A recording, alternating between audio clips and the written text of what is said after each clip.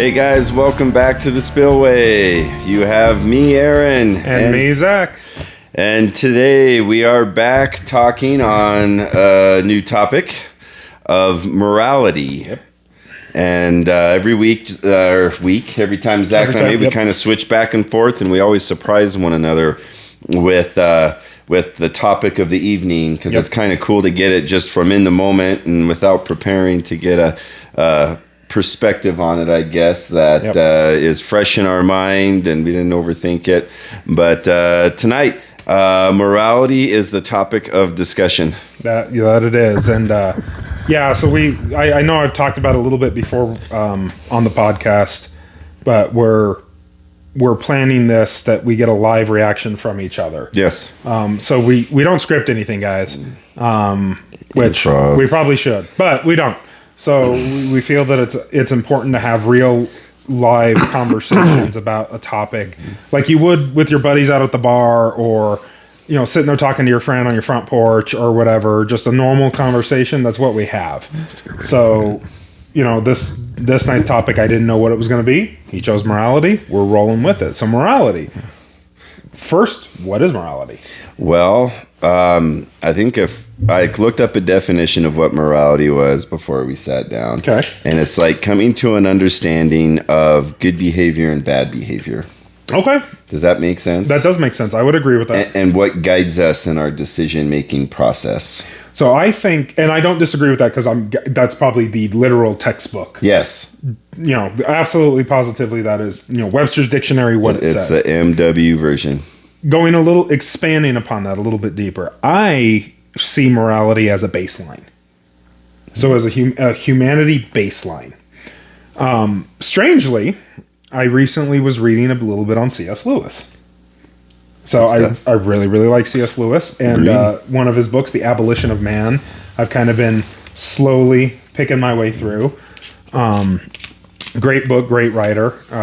But he believed, and he's not the only one, but he believed that humanity, regardless of race, religion, creed, time frame, or continent, has a baseline morality. Now, he doesn't necessarily, the way he phrases it and the way he puts it doesn't necessarily mean that, like, the same things you think are evil, a tribe in West Africa, or in some province in China is going to it's all going to be the same. Right.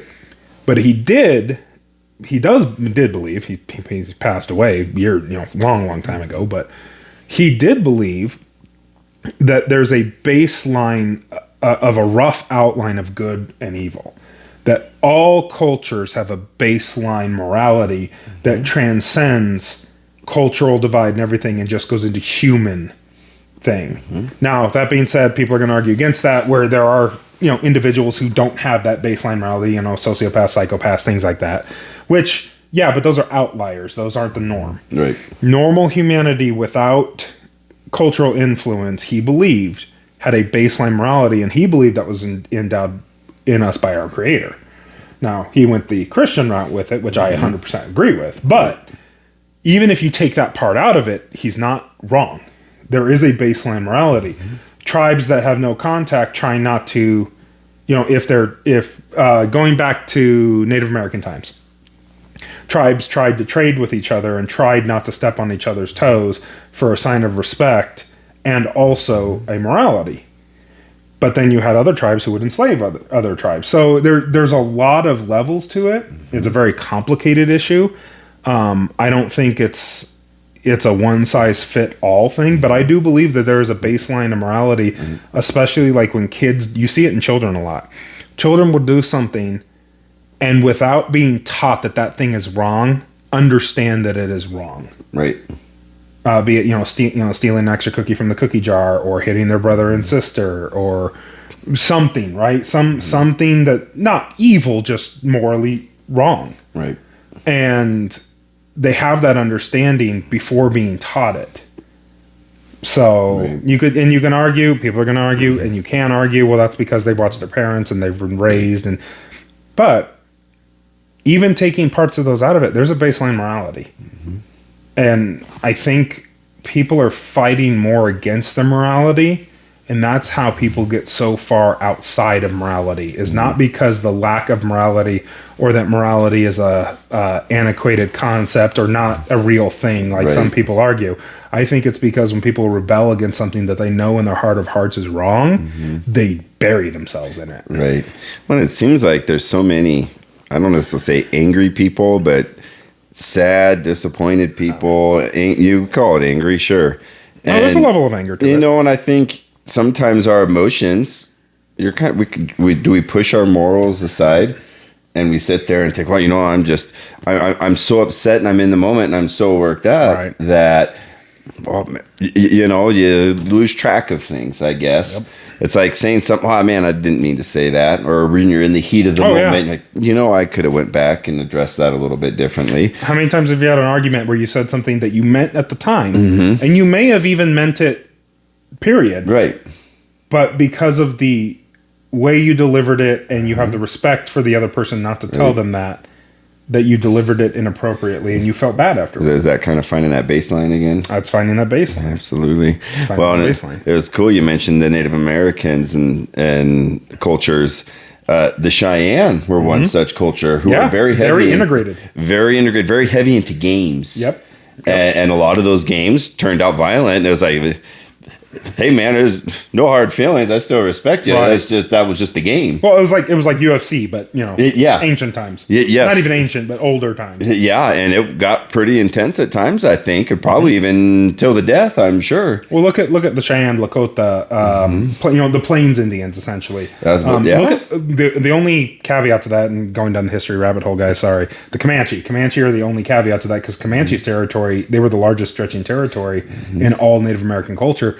They were also the ones who stole other tribes, enslaved them, and very warring. But they had horse archers, and there's a whole thing about horse archers that most societies back, Native American and before, who had horse archers ruled the day with warfare. But they weren't ones to commingle. But they were one of the few tribes that didn't commingle. The coastal tribes commingled. Right. The Plains Indians commingled. Yeah, they're gonna clash and butt heads. Just because you have a baseline morality doesn't mean you're not gonna go to war with each other. It just means that there's a baseline morality. Well, and I think territory shifted over times. I mean, I think the Cheyenne, didn't they originate like in the Great Lakes area and somehow found themselves into the plains? I'm not sure. Potentially, I'm not real familiar. I'm more of I know more about the coastal, and then for some reason the Comanche and Crow, and then you know Navajo, things like that. But not 100% sure, potentially. And I mean, we'll go with it. Correct us in the comments if we're wrong. Please do. Well, and I think, you know, those historical peoples, I think they had a set standard of morals that they followed. I mean, I think you had to. That's what kept those cultures alive. Yep. I mean, these were nomadic peoples that had a system of living put down, and you not necessarily followed the code, but the procedures to survive, you know. Well, and I'm sure that came in multiple different forms, whether disagreements came up or there, you know, was conflict. Yeah, there had to be resolution of some sort. I think there's a moral way to do that, but I guess, you know, are morals different to everyone else? Like, does everyone that understands the world, is there any unity in morality? And I think you were kind of mentioning that with Lewis, right? Where it's just, there's a feeling inside of you that comes over. It's like, no, that was bad. I flushed whatever it was down the toilet from a young kid. Or no, that was not proper of me to go traipsing through someone's backyard when it says no trespassing. Or pounding on someone's door when it says no loitering. Right. But I did it anyways. Does that make them immoral?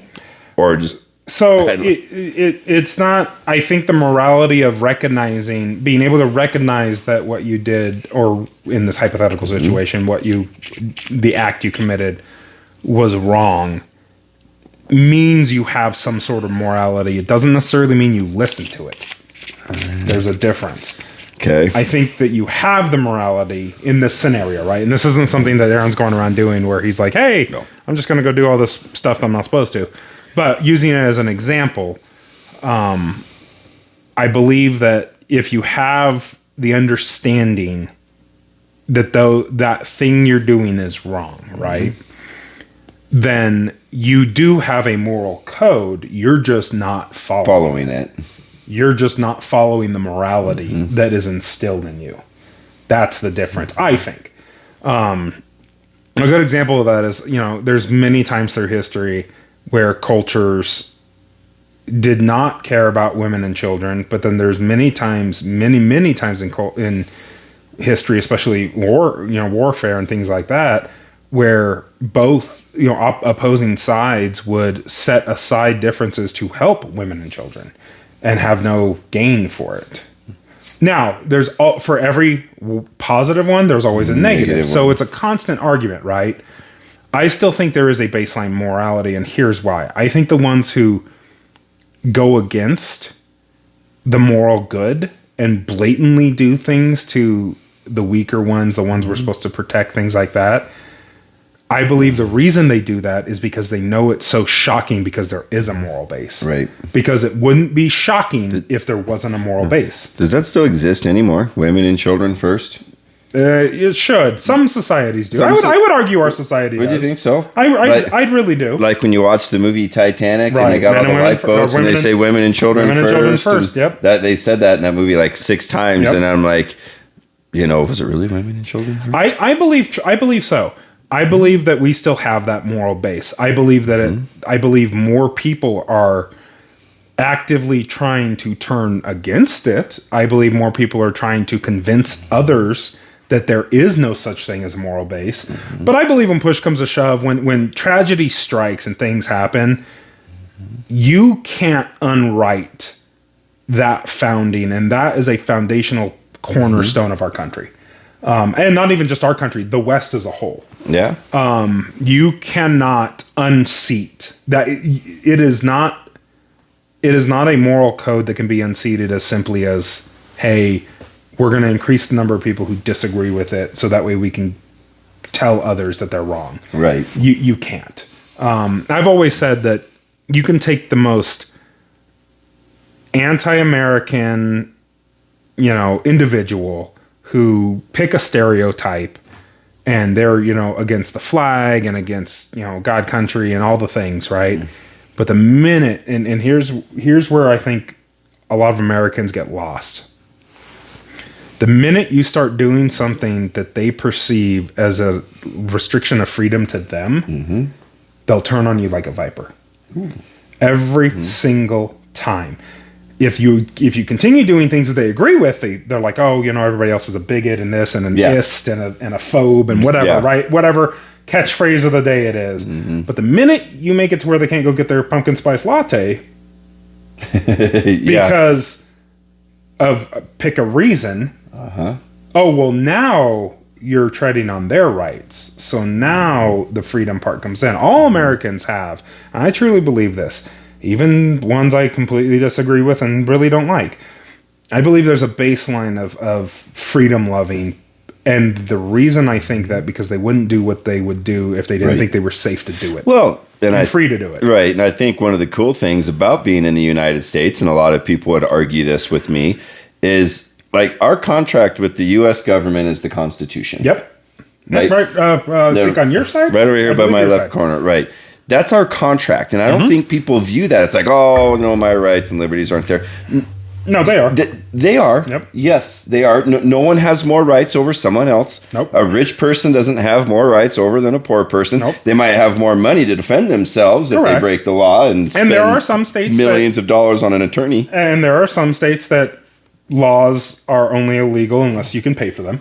Right, absolutely. There are some states that do that kind of game, but overall, there's some disadvantages there, I'm sure. I mean, with wealth, and I suppose if you got the money to afford the top attorney Johnny in the world, maybe they can get Johnny Cochran. Most of you probably have no idea who that is. Google it or ask your parents. Yeah, and it's like, good for them, but and I'm sure there's discrepancies there, and I'm not saying that the system is perfect. It's not. Listen, here's the thing. I tell that to my students all the time. I said, guys, the U.S. is not perfect. It's not, but at least we're growing and we have a means and a ways to learn and grow and make it better. The Constitution is a living document. It's not just something that's stuck in soil and then here's the goal forever. No, you have your first. This is it. Let's say your first 10 amendments are God-given rights, right? Sure. Roughly. And the rest from then on out are supposed to be, and it's all common sense stuff. And people argue it all the time. I get in not arguments with people. I get in conversations with people because I try not to argue negatively. Right. I get in conversations with people quite often. They're like, oh, well, no right is absolute. No, I believe there are absolute rights. And I believe that most of those are early on in the Constitution. They were the first things that the founders put in place because one of the words that people love to say, they are common frickin' sense things. Like, hey, you have the right to say whatever you want. You do. You have the right. Doesn't mean you're immune. Nowhere in there does it say you have the right to say whatever you want. You're immune from the consequences of somebody popping you in the mouth. All it says is you have the right to freedom of speech to say whatever you think at any given time, which is absolutely 100% correct. You have the right to do that. But you also need to understand that there is consequence to what you do and say and actions you take, which your words are actions to a point.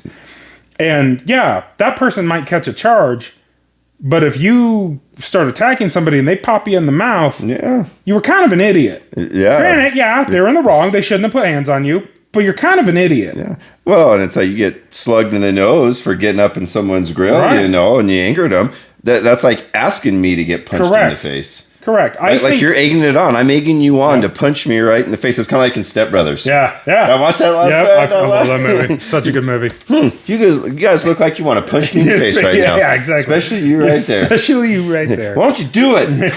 Yeah, that's exactly it. Like, oh shit! And it always amazes me the people who are like, "Oh, what are you gonna do? What are you gonna do?" And then they have a reaction that they want, that they're egging on, and then they're surprised about the reaction that they have, and it's like, what were you expecting? Yeah. You don't go poking a rattlesnake and then wonder why you got bit. No kidding. But that's where we're at is I wouldn't say we have a morality problem.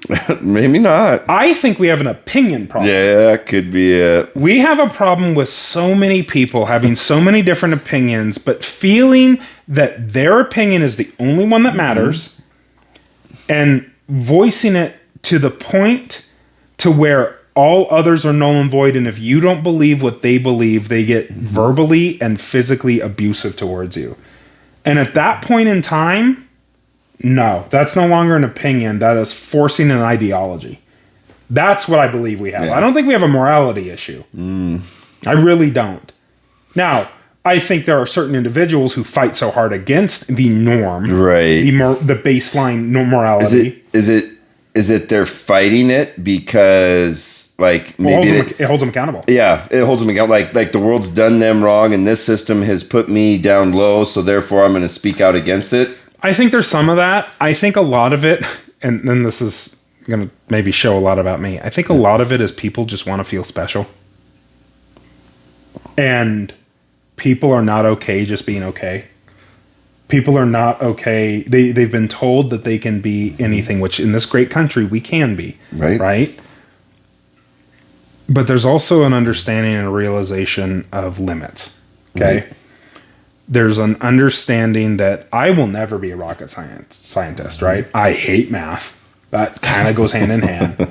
And yeah, cool, right? Aspire to be whatever. Always be the best you can possibly be and go higher. And I think we've touched on this briefly before, not in a previous episode, but always try to be the best you can be in whatever you're doing. But also have realistic expectations and understand there are certain things that you will not be able to achieve. Right. And it's a catch-22, right? Because as the future generations are raised, the prior generations always want better for them, right? That's normal. I want better for the future generations. But in doing so, you make softer generations. And then you make generations that you told little Timmy that he could be anything he wanted to be when he grew up. And then when reality one of those things was maybe the president of the United States. And yeah, he could be. Technically speaking, he has just as much chance as the rest of us, right? But Jimmy comes from, Holler in Kentucky, where the median income is $32,000 for a household. I'm making up numbers, guys. I'm just using an example. And, his GPA going through middle school was barely passing. Right. And his dad, daddy's a mechanic, blue collar worker, mom, stay at home mom, loving, kind, great family. They raised him up, but he aspired to be so much better. But there's just no way Right. for him. He doesn't have the cognitive function, maybe by nature, maybe just because he was never taught. And there's ways to break out of those and change those stereotypes, but also understanding, and not even stereotypes, breaking out of those chains and breaking out of those limits that are put on you. And there goes the dogs. But at the same time, understanding that, yes, you could be this great thing, but maybe aim a little lower to start. Right. And work your way up. You know, are there individuals who set out to be president of the United States? Yeah. And do they come from, legacy politician families, which I disagree with? But yeah, of course they do. And do they have a better shot than 99% of us? Absolutely, because they are born connected, right? Cool, great, fantastic. I disagree with it, but it's the way of it, right? They have a higher chance of achieving that goal, of doing the thing, right? Whatever it is. But what if Jimmy in this scenario wanted to be the best mechanic he could in his town? So he starts apprenticing with his dad. So he starts learning from a young age how to turn a wrench. And before you know it, he winds up getting on with, what's one of the big, is it Fleetwood? No, not Fleetwood. Yeah, is it Fleetwood? One of the big truck manufacturers? I think it's Fleetwood. Maybe. I believe it's Fleetwood. It's something like that. Or Mac or whatever, right? So he works his butt off. He gets his diesel mechanics license. He makes a name for himself, and then he gets scalped by one of these large conglomerates. And all of a sudden, now he's running one of their corporate shops, making $300,000 a year. Yeah. Yeah. Now, metric of success, I call that successful. It probably came with some talent. Yeah, talent, time, effort, dedication to it, and patience. He broke his way out of that holler. Yeah. In the middle of nowhere. You know, I grew up in a trailer park, and there's nothing wrong with living in a trailer park. There's nothing wrong. You know. Yeah, guys, I grew up poor as hell. He grew up poor as hell. Like, we are not coming at this from a silver spoon lifestyle at all. You know, and I always told myself, and there's nothing wrong with that. I did that when I was younger, but I said when I grew up, I was never going to live in a trailer park again. Yeah. You made that rule for yourself. That was that rule. That was that rule I made for myself. And there's nothing wrong with that. And people still do it today. And there's that. I grew up there. And I turned out just fine. Yep. You know, but and I was a first generation college student. Yep. And I'm not saying that going to college is for everyone. It was for me. Right. That was my path. That worked out great for me. I went to college. It's got me doing what I want to do in life. Right. You know, I've been very successful. I have a great career. I cannot complain to anyone about anything. I really can't. Is there some stresses and some hardships that have came along the way? Yeah, of course. We call that life, man. It's going to happen. You know, and every time I got, lost or got beaten down a little bit, I always built myself back up. Yep. And I think that starts with your attitude and how you go about things. And you're going to rise and fall. It's going to happen. Oh, yeah. Well, you're going to learn. You're going to grow. Exactly. That's the human condition, right? Like, you don't start off, no matter who you are and what station you're born into. Yeah. You don't start off 100%. No. You got to build and you never finish at 100% either. No. You need to build yourself. Exactly. And I think, and it's how people address failure. Yep. I could sit and I can complain and whine and cry and say, oh, the world's out to get me and all this stuff. Fine, go ahead, scream and cry and yell that. It ain't going to change a damn thing. It's just going to make the situation worse from you. So you can either do one of two things, get negative and sit and cry and whine and complain over it, or find a solution in different paths and patterns and different ways to rise above it. I mean, you could get, I think if you get yourself in a negative mindset, and I have before where I've lost, you get self-confidence issues or whatever. Yep. You get beat down enough, that'll sit there and eventually start believing that bull crap, and you eventually got to get out of that nonsense. Yep. You do, because you can't sit in that hole forever. Other opportunities and shit come your way. Absolutely. I mean, you got to live life a little bit more, but I think even then, if you're that person that's kind of on that bump, like, I'm going to keep going forward. Yep. I'm not going to go backwards. We kind of talked about that in here. Would a person of if we call it a higher moral standard, or a person with morals, I guess, would they be a person more likely to rise above those hardships when they come? Oh, I 100% think so, because you have, I keep using the word baseline. You have a baseline of morality. You have a bedrock, a foundation to build on. Mm-hmm. So when I say baseline, think of it like a foundation. You don't build a house on sand. You build it on rock. Or you build it on hard surface, right? And a lack of moral fortitude, and that's really what you're talking about is moral fortitude. Okay. Is tempered, tested, and solid, and you build yourself off that baseline of moral fortitude. There's a story I like to tell that I knew that I was a protector by nature, and I had it tested several times throughout my life, but this one particular time I remember. I bounced for a while at a bar. Loved that job. Fun. It was so fun. I got paid to fight. It was amazing. But we 86 these guys out of the bar. And they, for those who don't know, 86 means you're done. You're not coming back. You're out. So we bounced these guys out of the bar, 86 them from the bar. They decided to get in a scuffle in the parking lot. And probably 300-ish, like 200 yards away from the bar, behind the bar, there's a parking area separate from the main parking area. Okay. So these guys get into a fight. So they were off the premises. So they're off of our property into parking areas, various parking areas that aren't owned by the bar. But we're out there, and they apparently went in the same general direction. Well, all of a sudden we heard gunshots ring out. Oh, like 4 or 5 of them. Pop, pop, pop, pop, pop. And this is a big enough bar that we've got like a 10-man bouncing team. Between, we didn't just bounce, we also barred back and a bunch of other stuff. But this like 10-man team is outside because we just bounce these guys out and we're waiting to see if they come back. Gunshots go off, and me and my buddy who was bouncing at the time and one of the other bouncers take off towards the gunfire. Ooh. Everybody else who's intelligent goes back inside. Right. Because not our bar, not our problem. Call the police. Correct. We get most of the way there. The third guy, who was not my buddy, but a friend that I worked with, he was a work friend, but not my buddy who bounced with me, he realizes part of the way to running towards this gunfire that, this is dumb, goes back inside, but doesn't tell us. Just assumes we're going to follow him. We get to the vehicles as they're peeling off. And I look at my buddy, he looks at me and go, why are we going this way? And what are we going to do? And we were like, yeah, this is a dumb decision.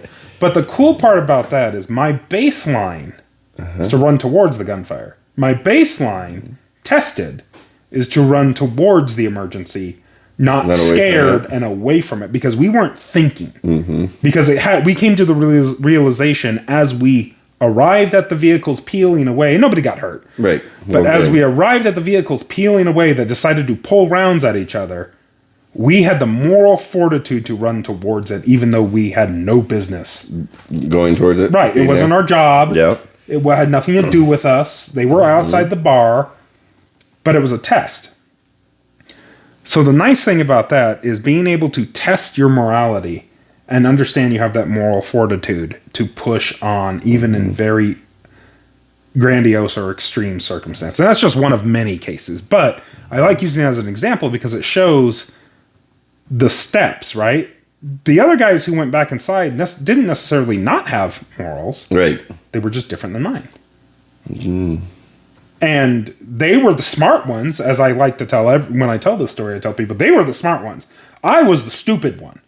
There was no reason to run towards that gunfire in that particular situation. Right. These individuals were not good people. Like, if they shot each other, that's on them. Right. It wasn't like we were taking off towards a bunch of kids in a burning bus, and and everybody else was like, Right. No, this was stupid to head towards that. Yeah. But if I'm going to do that for stupid stuff, at least I know at that time, and before that I knew it as well, but it was reinforced that at that time that I would do it definitely for the important things. So there's that. That's my moral base. One of the pieces of my bedrock that I've built of morality is being protector, running into the fray, not being worried about it and afraid about it, and in a snapshot decision go towards it. Now, that's an extreme, right?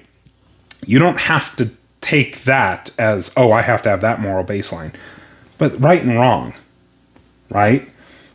You see somebody, you're walking past somebody on a bridge who's deciding to unalive themselves. And you're not 100% sure if this person's just staring at the bridge, staring off the bridge, or if they're going to do something stupid, and there's this little pang inside of you as you walk past them to just go, maybe I should check on them. But you decide not to listen to it and not say a damn thing. That's fighting your morality, because your morality is telling you, hey, ask them if they're okay today. They turn around and say, fuck you, don't talk to me. Cool, have a good day, bud, bye. Like, you tried, right? So you went up to him and gave him the, why don't you step off that ledge there? Yeah, exactly. Why don't you, yeah, exactly. But, just something, if something doesn't sit well with you, a lot of gut feelings are your morality. Uh-huh. Yeah. You always trust your gut. When we talked about that on here is, what was the one quote or one thing I came across, and I said this was back earlier this summer. The price for not trusting your gut feeling will cost way more than trusting it, or something along those lines.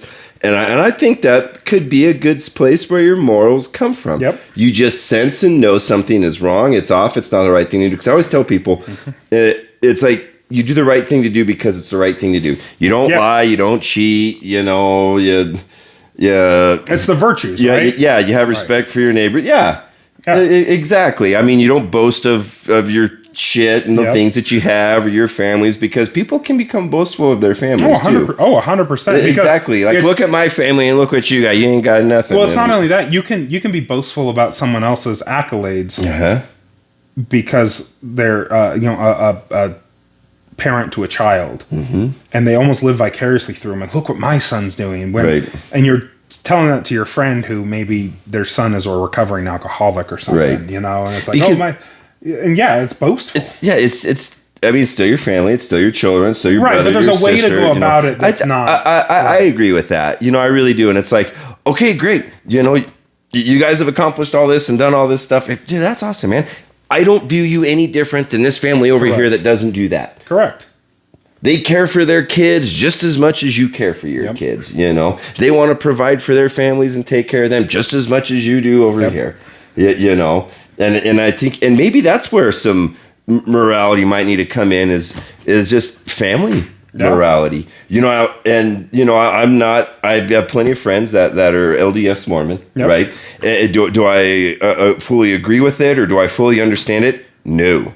I don't. But one thing that they do have, right, I feel like, is they have very good family connections. Values. They have a sense of family. Very family centered. Right. You take care of one another, you build each other up, and some good morals there. I will commend them on that. That's probably about the only thing I'll commend them on. I mean, there's more than that. Because I love all my friends, LDS people. Listen, you can't pick on your buddies. What are you doing? Exactly. Peace to all. But man, they seem to have it together on family values. So I got to admit, I have to give them props there. Religion on that. Koreans. Okay. Korean culture, very family oriented. Really? Or most Asian cultures, very family oriented. Grandparents usually retire in the home, are taken care of. Families don't stray too far. They typically own businesses together. Okay. The Korean laundromat is a good example. That's kind of like a stereotype, but it's a legitimate stereotype. They tend to own businesses and then pass them down generationally and take care of each other. Grocery, Korean. Have you ever heard of the... My father was a potter, so I'm going to be a potter. Yeah, so during the LA riots, one of the many, not recently, previous LA riots.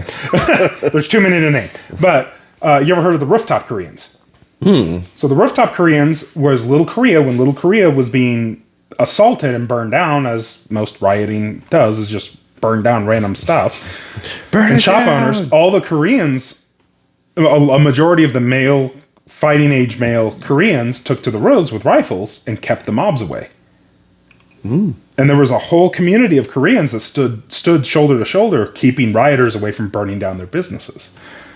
They have a huge sense of community, and it's cultural, not religious, but cultural. Okay, yeah, they stand shoulder to shoulder. Yeah, and within their own community promote themselves, even if it's just to the station of being business owner. We should tie that concept to being an American. So the interesting thing is, a lot of cultural people who come from other cultures to America become so American.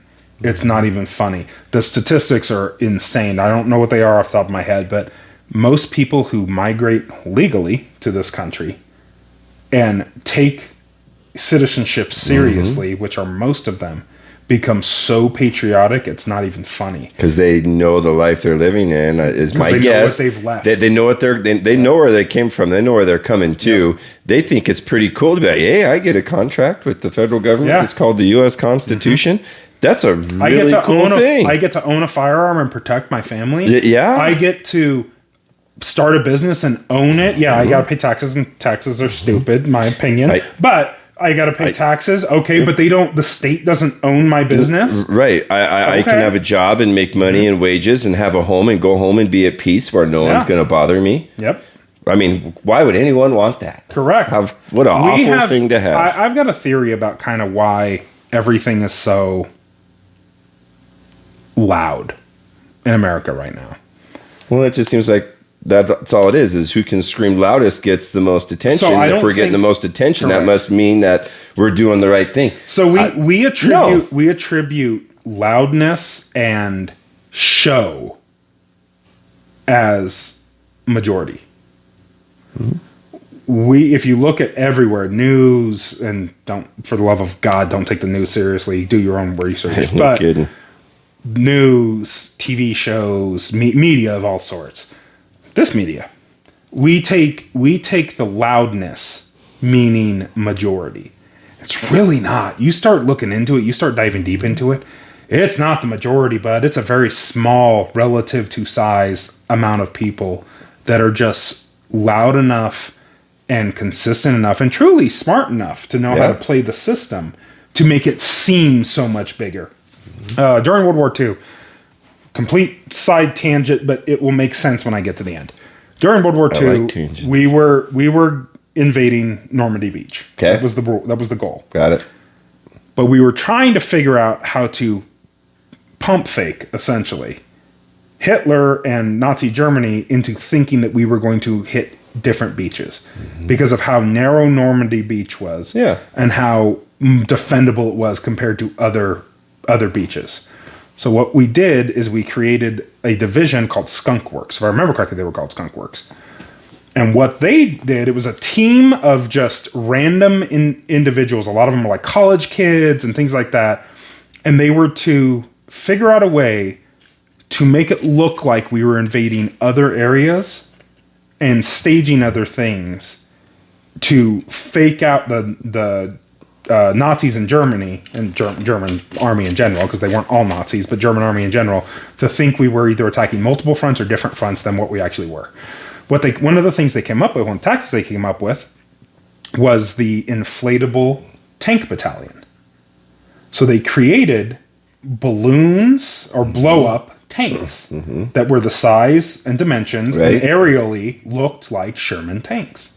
And they painted them up with whatever fake division they came up with. They ran false radio signals.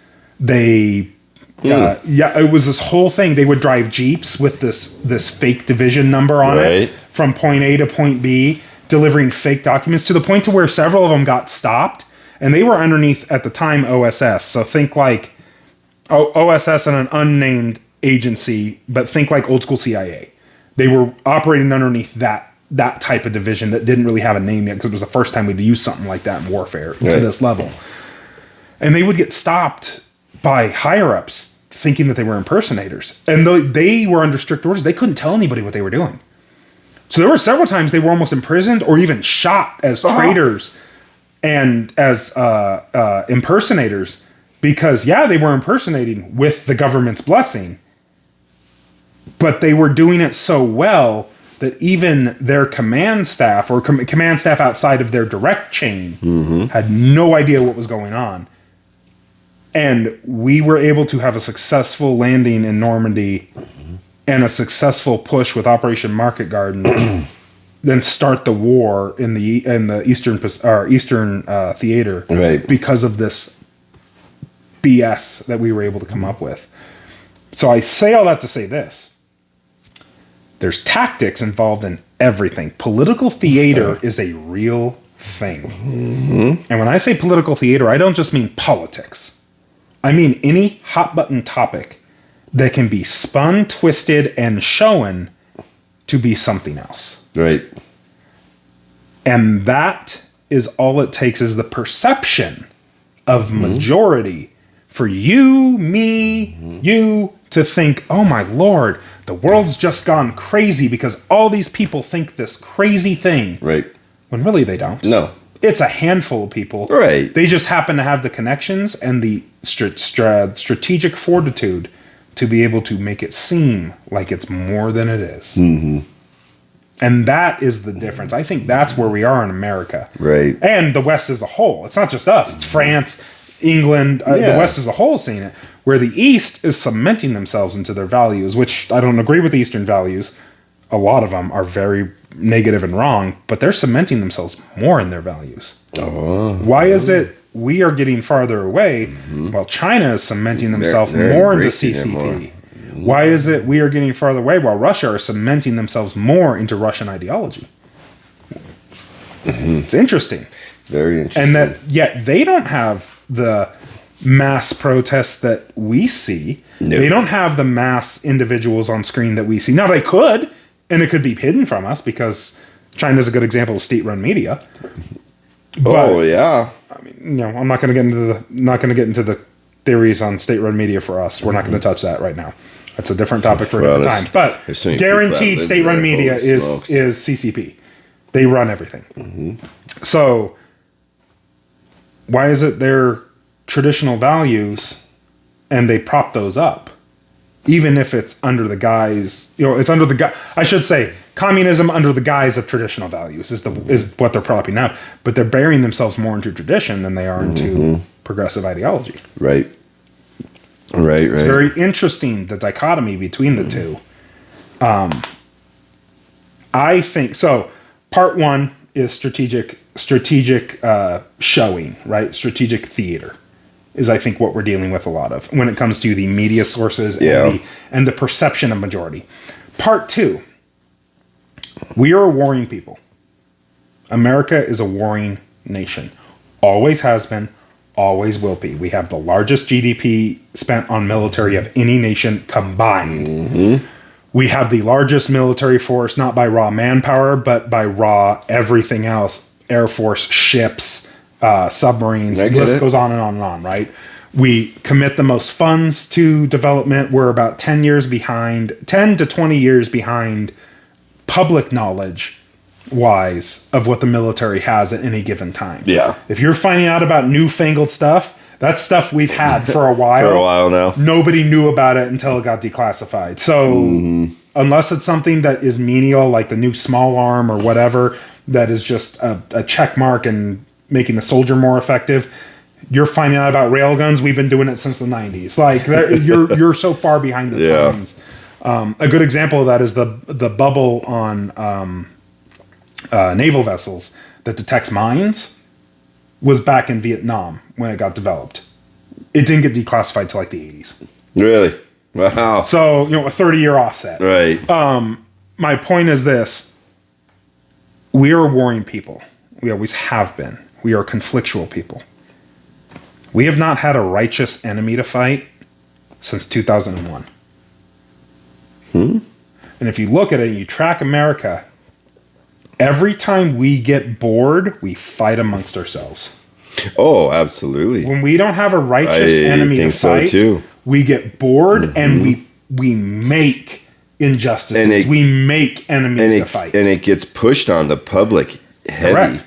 Well, it's the public who does it. I'm going to argue with you. It's the public who does it. And I mean, you can't get on any form of media and it's sitting here thinking you're out in the media world. It's you're either left or right or not at all, Yeah, you can't have competing. Yeah. You can't have multiple ideologies. You have to be black or white. Yeah. Not literally black or white. Black or white when it comes to no gray. Yeah, there's no gray area at all. And I think that is the biggest bunch of bullcrap ever, man. Absolutely. I bet because I don't necessarily know the numbers. Right. I bet if we were to sit and look at most Americans across our nation, that most people are probably right there in the moderate. They're in the middle. They probably just want to be left the hell alone. Even if they're not. They don't want their lives being interrupted. I mean, that's the whole reason we live in a republic that we live in. Right. We elect people to go represent us somewhere else so we don't have to worry about the day-to-day things such as that. Am I grateful for that? You're darn right I'm grateful for that. You know?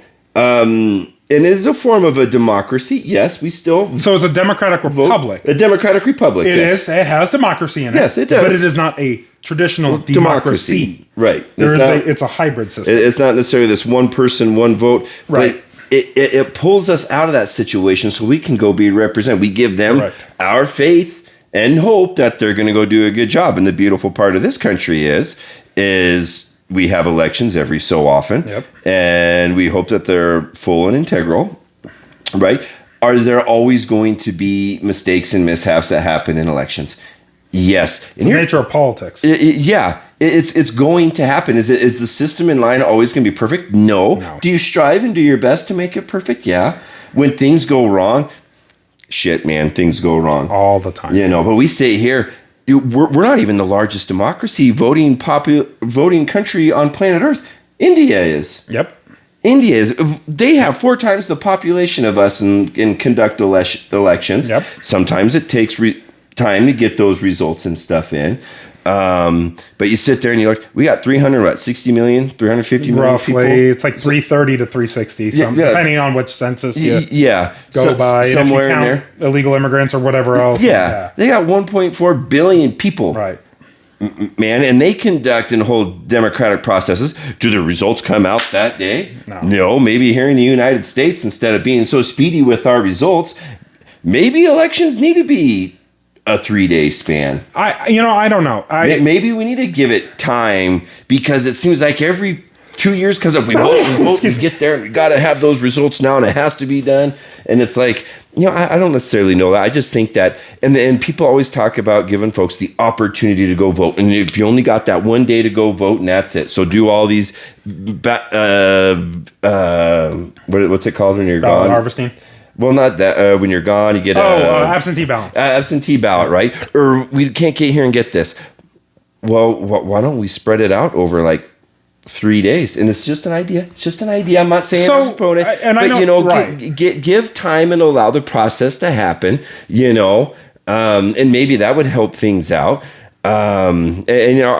Of course, we could get into here talking about voting and machines and that stuff all day, especially here in our own state of Wyoming. Right. It's a big, giant mess right now, where I think most people elected in the state of Wyoming don't even have a clue of what it's like to actually...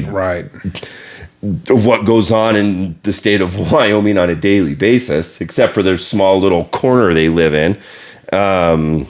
Because we're very spoiled here in Wyoming. We really are. We are. We have a lot of people in Wyoming have no clue what it's like to live in a metropolitan area or on a coastline, unless they've been there and seen it. Wyoming's one of the few places so sheltered, man. You can stay out of politics. For your entire life and really not be affected. Exactly. Not at all. Because we're small. We have less population in the state than most places have in a single city. Exactly. But people in Wyoming think they know exactly how the world works, everything in it. And if you're not a part of that world, then kiss my ass. Because Wyoming works. That's why. We're lucky. But it works. Because if it makes us sleep better at night. Because we don't have those issues. Why would you, when you don't have a metric to understand an issue that hasn't happened to you, how can you comprehend that there is that potential? But it seems like people in Wyoming will bring the out of state influence here and say it's happening here, and no, it's not. So you just say it is because that's what you saw in the freaking news. What's taking place probably 1,500 miles away in some city somewhere else. Using it as a good example. If you've never been hungry, how can you understand what it's like to have been hungry? Yeah. So, that being said, though, there are limits and levels to everything, right? I'm with you. I do believe that there is a tipping point where you start introducing outside ideologies. And if you entertain them and it goes in stark contrast to your way of life collectively, don't entertain those. Because they will change. Good point. So, I use Austin, Texas as a good example. Okay. Austin, Texas is a very, very liberal city. Has a lot of issues. Lots of them. And they have been caused because of how they have voted. Mm-hmm. Most of the people who have moved there, who have voted this direction, moved from other very left-leaning blue states. The rest of Texas is very conservative. The whole disagrees with how the minority in that area lives. Not minority as in minorities, but minority. The smaller amount of individuals living in Austin. Mm-hmm. But yet everybody complains about it. Because, oh, that's just Austin. It's just liberal-ass Austin. That's the tagline. Mm-hmm. Oh, you know how Austin is. It's kind of like San Francisco in California. Oh, that's just how San Francisco is. Or Denver in Colorado. Or that's Denver. Oh, that's just how Denver is. Or that's just how the Western Slope is. You know, everybody else is conservative. Okay. I agree with that. Because that is a true statement. But if you don't like it, vote against it. Yeah. If you don't like it, actively work to change it. Sure. And if you don't like it, move. Simple. If you don't want to try to change it, you don't want to try to get the better of it, then move away from it and reduce the vote in that area and let them deal with it and suffer. And if you can't do that, make the best of it. Make the best of it. If you can learn to live with it and be happy and content, then fine. Be happy. I am a staunch right-leaning conservative. Staunchly. However, I will not live in a place that goes stark in contrast to what I believe and hold dear. That being said, if I had to... Why would you live in a place where you're uncomfortable being? Correct. But if I had to, right? Let's say I moved to San Francisco tomorrow, okay? And I had to because of work or something, providing for my family or something like that. Here's the kicker. Pretty much every city in America, barring some inner city issues and, you know, some areas, you can walk down the street without being accosted. You can freely go to Walmart if you need to, or a grocery store. You can go to the movie theaters. You can do things. You can cross state lines without having to show papers. You can get on a plane and with a little bit of hassle, TSA, and that's a whole nother conversation for another time. Get on a plane and fly to anywhere in the United States as long as you can afford the ticket. Yeah. You can go swimming. You can go hunting. You can go fishing. You can do all these things with a very little to no barrier of entry. Yeah. Even in the most left-leaning blue city, of course, you still have things. You're not locked away in your house, right? Saying that you can't do this, you can't do that. Now, there are things that you can do in other cities that you can't do in those cities, but when push comes to shove, even the worst city in America that you can think of is better than most countries in this world. Yeah. Is safer, is more well prepared, more well stocked, and has better accessibility for public things than most places in the world. Indoor plumbing. Yeah. What is it? The statistic is like 75% or 80% of the world doesn't have running water. I think I've said that on this before. Yeah. So double check. Wild. And then first world problems. Then you sit and think, first world problems. Then you sit and think of the things that we're crying about, and it's like, geez, you know what I have to check myself on all the time is my metric for success is I have roof over my head, food in my fridge, and the electricity is on. Do I get to take as many vacations as I want to? No. Would I like to? Absolutely. Would I like to be more comfortable than I am now? Absolutely. But guess what? My kids don't want for food. They don't starve. Yeah. I don't starve. My fat ass definitely doesn't starve. But my kids don't starve. Well, I have a roof over my head. Hell, we're doing a podcast that 2 people listen to. Yeah. But exactly. Like, we have this availability and luxury. It's a luxury. Yeah. This isn't the norm. No. This is not the norm. No. Well, I sit and think, and I was talking to a buddy about this the other day. A good friend of mine, known him for many years now.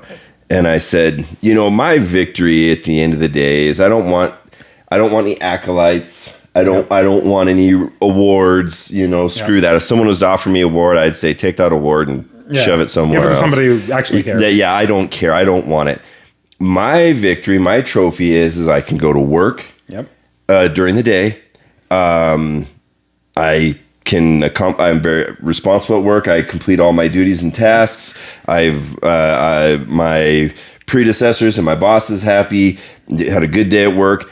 I get to go home at peace. Yep. I get to go spend time with my dog. I cook in my kitchen. I'm relaxing in my backyard on my couch. That's my victory. Yep. My victory is I can go home at night, get a full 8 hours of rest, wake up and do it again the next day. Yep. And it's even better is I enjoy doing that. Yes. That there's my trophy in life. That's my victory, is that I can come home after a hard day's work, a successful day of work, and I can be at peace. That's my trophy. I don't want to take things any further than that. No. And that's huge. And it's a very simplified way of looking at it. Absolutely. I don't need to sit, and I guess my morals tell me that, I guess for me, is that boasting of things is not a good thing. No, absolutely. And I don't ever want to be known as someone who is boastful. I'm wearing a Chicago Bears hat, man. There's nothing to be boastful about being a Chicago Bears fan. Packers fans, on the other hand, those guys they can go ahead and boast all they want. Not me, though. I suppose that's one perk of being a Bears fan. Hey, they're winning right now, though, so I'll take it all for granted. Hey. A buddy last night was giving me a bunch of guff last night, and he said he was sitting there criticizing the Bears and whatnot. And this is a friend, he's just kind of picking at me a little bit, which is fine. And I said, dude, you couldn't even let me enjoy a quarter of the season. No, you had to bring that bull crap on me right now. Bring that curse on me, Ricky. Yeah. God, let me at least have some bit of fun for a short amount of time, for as long as it lasts, for another week and a half. Thank you. But no, he's a good dude. But I guess when it comes to morals, I guess I like helping others out if I can. Yep. We talked about in here, there's a difference between what's it better to be kind or nice. Yep. And I think we've hinted on that kind is better. He's a kind person. He's not a nice person, right? I think, like you said, women and children first. We talked about that tonight. Kindness is a virtue. Kindness is definitely a virtue. And I may not be everything you want me to be, or be the most convenient for you. Yep. But man, if the neighbor's house was on fire down the street, I'd probably go over there and go help him out. Yep. Now if the neighbor lit his own house on fire, I mean, like, man, I'm gonna sit here and grab my marshmallows and my s'mores and sit there and watch it burn, man. Well, you very much do reap what you sow. You do, and we get upset when what we have sown is not what we want. Right. And I think that first starts with attitude. Yep. And giving yourself boundaries. Yep. Knowing your baseline. Absolutely. And then just going out and taking each day at your best as you can. You're going to lose. You're going to lose in some way, shape, or form. You're going to lose. Sometimes you're going to win. Yep. Celebrate the small victories. The losses, you're just going to have to cut your losses and move on forward. You can't sit and dwell on it. Yep. You can sit and try in your mind and figure it out all you want. It doesn't fix the problem. It doesn't fix the situation. And I think if you're a person of strong moral values, and you're right, there's lots of different ways you can attribute to what morals are. But I think there's a baseline of good and evil. Though. Yeah, and I think doing unto others as you would to yourself for one thing. That doesn't necessarily mean that you have to kiss someone's butt and pat them on the butt and be like, not. oh, you're good job, and pat your. I'm not saying that. Are there times where I like being a cheerleader? Yeah, and it probably is more towards where my morals and values are at. Am I going to go against my morals and values? Probably not, because if I was going to do that, that probably means I'm going against my own nature. Well, you're going to have moments of that, right? You're going to have moments that you might go against, but that's part of learning yourself. I think morality, good point, especially as you get older, goes hand in hand with maturity. The two M's, morality and maturity. Because morals for moral's sake, isn't morals or having a moral base, right? Mm-hmm. Morals for moral's sake is just having a code but never testing it and never understanding why you have that code. Something we've talked about on here multiple times in different capacities is understand why you behave and do the things you do. Have the self-awareness and maturity and there's another term I was searching for, but I lost it. Mm-hmm. So self-awareness to understand why it is you do those things that you do and reaffirm them. Yes. Because you will just grow on your moral base. Mm-hmm. And if you don't agree with a morality that maybe your friends do or something like that, okay. That's okay. As long as it's not something detrimental. And I think as part of that, you have to be truthful. Yes. And truthful is a morality, though. It is. Absolutely. It may not be what I want to hear or I want to have happen, but it's the truth. Yeah. I may not have learned something yet and could totally do things a certain way, be completely oblivious to it all. But if it's the truth, it's the truth. It doesn't matter if I like it or not. It's called the truth because it's the truth, man. And I guess that's one of the things, especially here, a good way to end this talk on morality is being truthful. Yep. Being true to yourself, being true to others as best as you can. Try not to always know everything. Yes. Listen. For the love of God, shut your mouth, which I know I'm over talking him right now. Yeah. But shut your mouth and listen before you speak. Yeah. Even if you don't agree with what the person's saying, let them get it out and then wait for your turn to talk. And if you don't agree with it, fine. Who cares? Cool. Don't agree with it. Cool. Okay. You don't agree with it. But don't beat a dead horse. Then let it rest then. Don't just keep over. Because what's going to happen is more than likely that individual is going to start beating the dead horse and going over it and over it and round and talking in circles. And then you get spun up talking in circles. And all of a sudden you're just yelling nonsense at each other. You're stuck in the maelstrom. Yeah. You're stuck in a loop and you can't break out of it. And it'll just sink you both. Yeah. Where you can just be like, okay, have a good day. Turn around, walk away. Take the higher road, man. Yeah, it's not worth it. It's not worth it. You're just wasting energy and air. It's not. And I like how you put that there at the end. Notice things about yourself. Yeah. Try and find some faults in you. And that's okay. Everybody has faults. Yes. Right? Try and find those faults. One of the good ways to test yourself on it. Everybody who's been through an interview, typically most people who've been through an interview have always had the question of what is your strength and what is your weakness? And what most people try to do, because I've done it before, I thought I was genius. Yeah. Wasn't the only one to have ever done it. Right. I learned it, but I thought I was genius, is turn a fault or a flaw into a positive. Ooh. So what's your biggest fault? Oh, I'm a workaholic, man. I just absolutely I work for sake of all others. You know how many, now having been in positions where I've interviewed people and things like that, I want to hear what your actual fault is, what an actual flaw is with you, because it means that you've taken the time to admit you're not perfect. And if you give me some BS line of trying to spin an imperfection as perfection, I'm going to be like, you don't believe there's anything wrong with you. Right. I even think if you hit rock bottom in your life and you got nowhere else to turn, you've made mistake after mistake and you gotten yourself into this continuous rut and it just continues to happen. Hey man, you hit rock bottom. Guess what?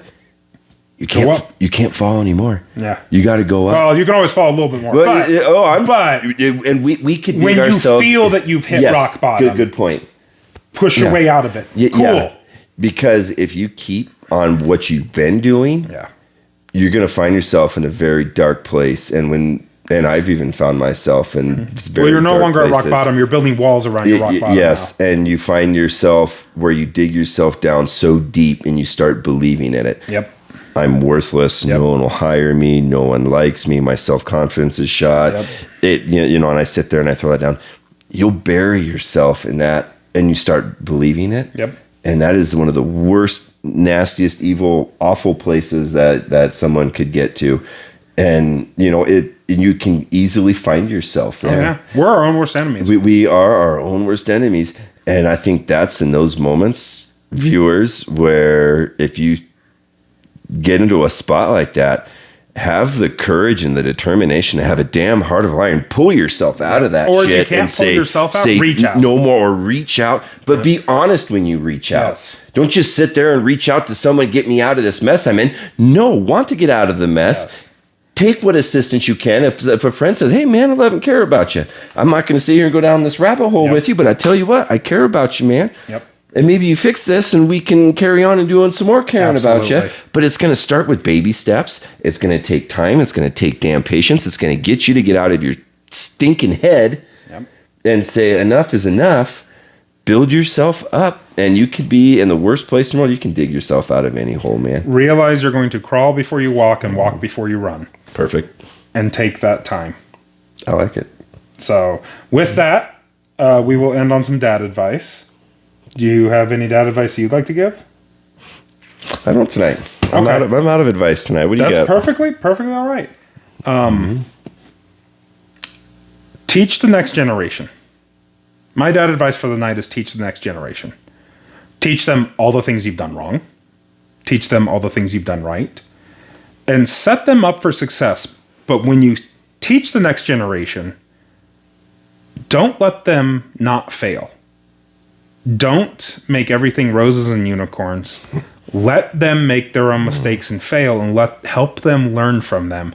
But don't remove struggle and hardship from them, because if you do that, you're not setting them up for success.